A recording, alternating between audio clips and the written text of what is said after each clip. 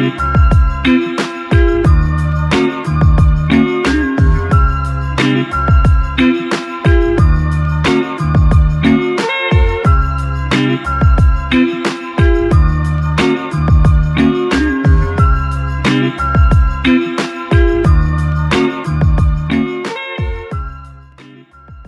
ते 6 तास भिजवलेली मुगाची डाळ.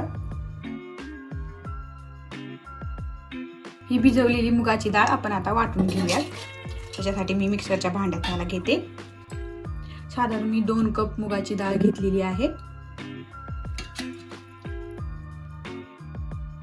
त्याच्यानंतर याच्यामध्ये आपण पाणी घालून घेऊयात वाटण्यासाठी. आता याला मी वाटून घेतलं आहे.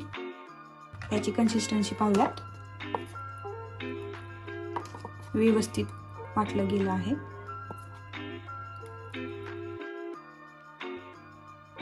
अर्धा कप रवा, 1 कप दही,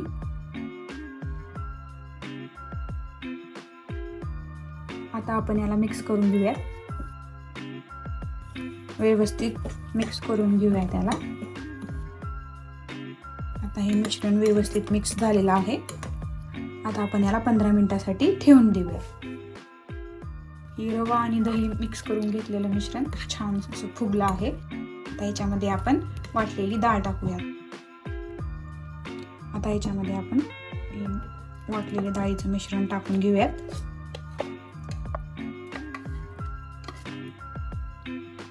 आता आपण मिक्स करून घेऊया त्याला.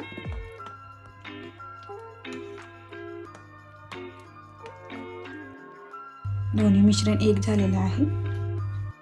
आता हे व्यवस्थित मिक्स झालेलं आहे. आता आपण याच्यामध्ये हिरवी मिरची टाकून घेऊयात, कांदा, ही बारीक चिरलेले गाजर,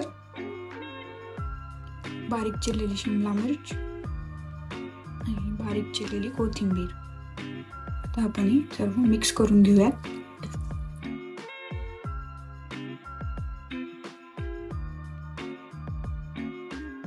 सगळ्या भाज्या व्यवस्थित मिक्स झालेल्या आहेत. तडक्यासाठी तेल, जिरे,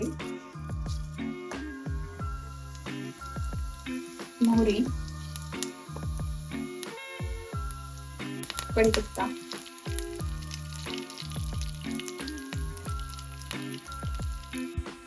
हा तडका आपण आता या मिश्रणात टाकून घेऊयात.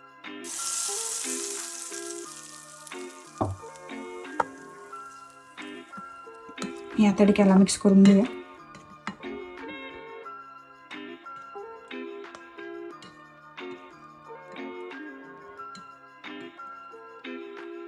कात्रीच्या प्लेटाला आपण तेल लावून घेऊया.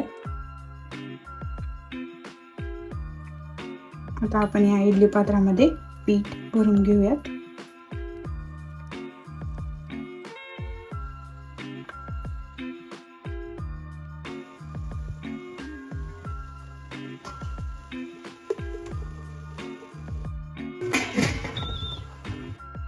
आपली इडली रेडी झाली आहे. हे बघा, आता आपली इडली तयार झालेली आहे. मस्तपैकी असं फुगलेले आहेत.